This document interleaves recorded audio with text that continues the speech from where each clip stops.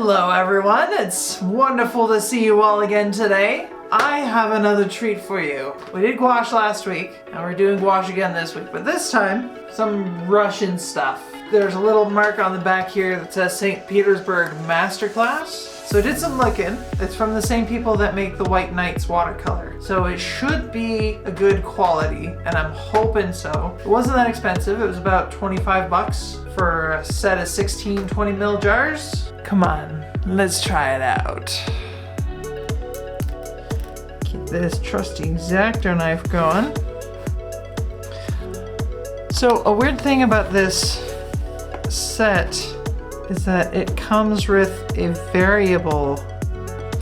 So you can see it can come with zinc or titanium white, ochre light or gold ochre, red ochre or English red. I've never seen a set like that before. Comes with 2 titanium whites, so you gotta crack them open. This is a pretty good selection.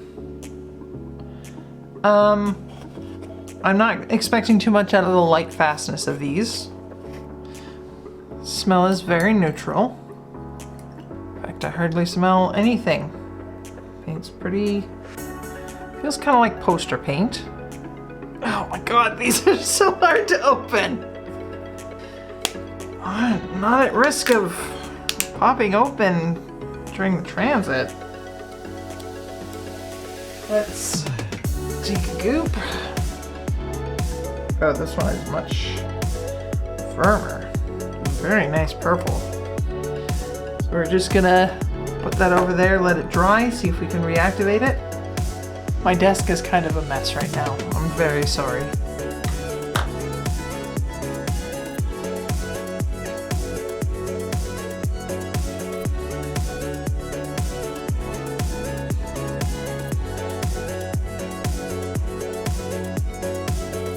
Alright, it's been like an hour. As you can see, it's dried into a nice matte finish. Now we'll see if it'll... This does appear to be artist gouache, or designer's gouache, or something. So yay! Time to open all these babies! They are so freaking hard to open. I actually ended up hurting my hand doing this. A few times I used the Sgraffito tool to pop the ring, but I ended up poking my hands a few times with that. I gotta say, the viscosity of the paint was different in almost every jar. Some, like the ultramarine, were on their way to being paint pucks, while others, like the red ochre, were basically goop. I have to wonder how long the paints were sitting on the shelf and if that has anything to do with it. It's not like any of them were cracking, but the difference in consistency makes me think that they may have started drying. Overall, the process to open these paints took about 5 or 6 minutes.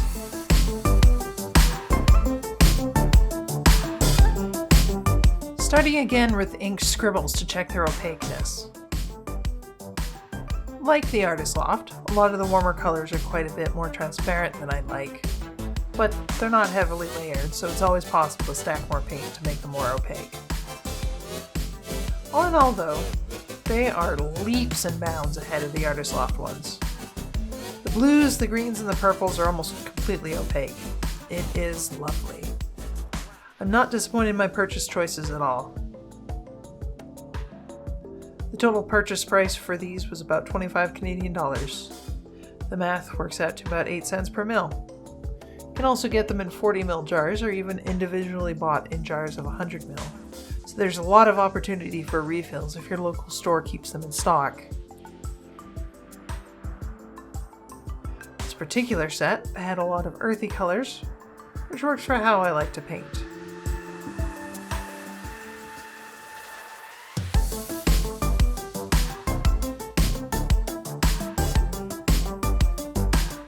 Okay, getting into the actual art of the day. Today I'm using a 2mm pencil. It actually is a mechanical pencil and not a clutch pencil, which is just bizarre to me. The difference is that a clutch pencil has a single feed that gets all slippy slidey when the button is pushed, while a mechanical pencil has a feed system where the lead is pushed forward automatically.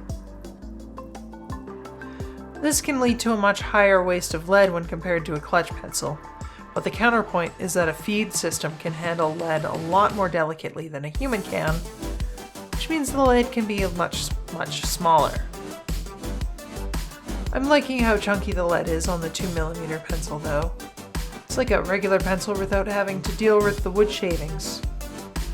You do have to sharpen the lead though. Luckily, this particular pencil has a sharpener built into the butt end of it. I don't think it's too important who exactly I'm painting today, but see if you can guess in the comments. Honestly, if you can, you get a brownie point.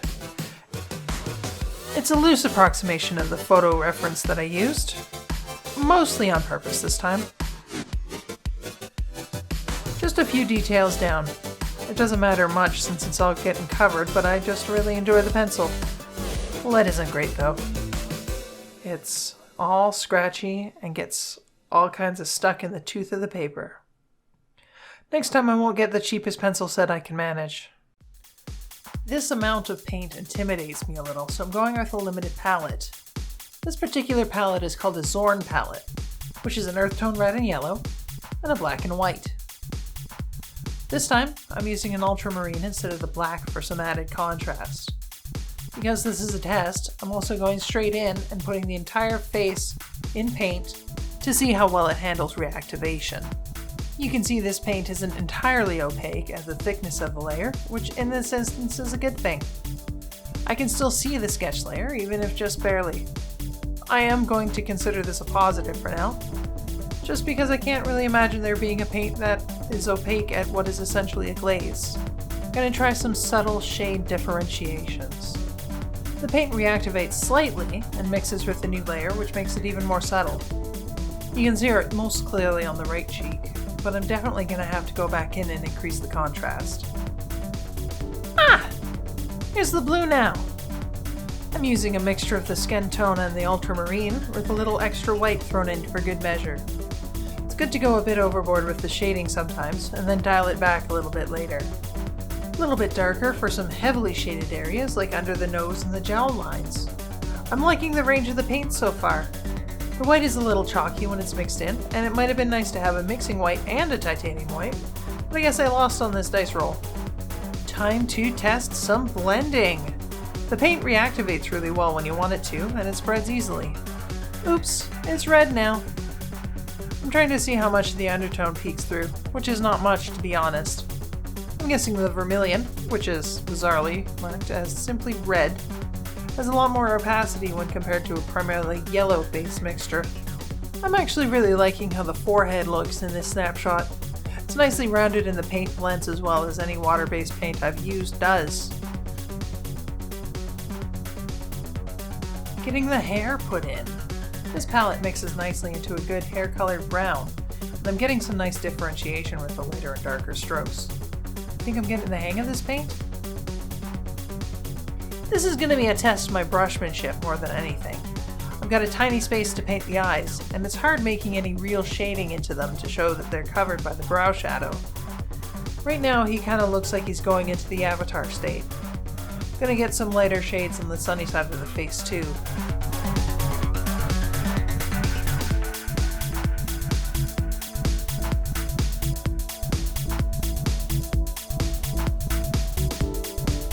Giving a nice disgusting yellow for the neck. I'm gonna get some shading in it too, which is almost straight ultramarine.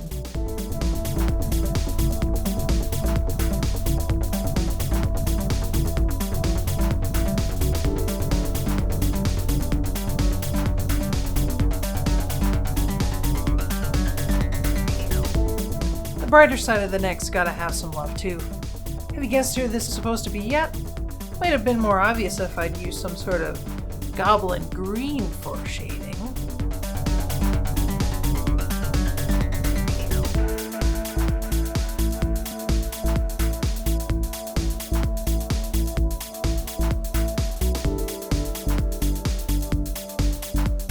Moving on to the shirt. Kinda wish I'd used more than 4 colors. It's a good set for skin tones, but doing fabrics and the likes are going to be more of a problem. I try to show the lighting on his shirt, but it's just not doing what I want it to do.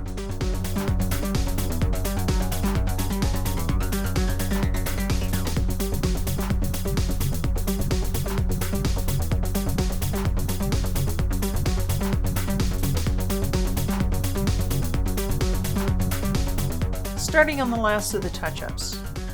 The lip gets some treatment, and I get the pleasure of trying to salvage the eyes. It's my fault for working on the scale, I guess.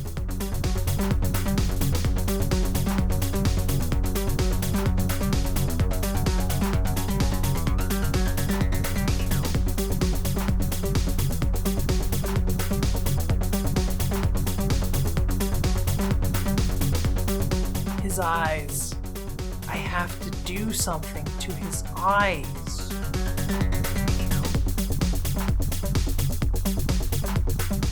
Some last minute shading adjustments to the cheek and forehead. Not much more to say, I think.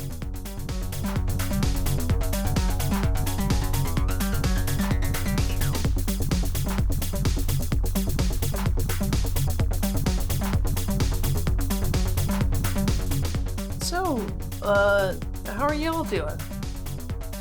If you still haven't guessed who this monster man is supposed to be, it's Willem Dafoe. Not a stunning likeness, I'll admit. I'm gonna call it stylized. That's what you're supposed to say when you get critiqued on a function of anatomy or talent, right? It's stylized. It's not a bad drawing. It's on purpose, and it's my style that makes it look intentional.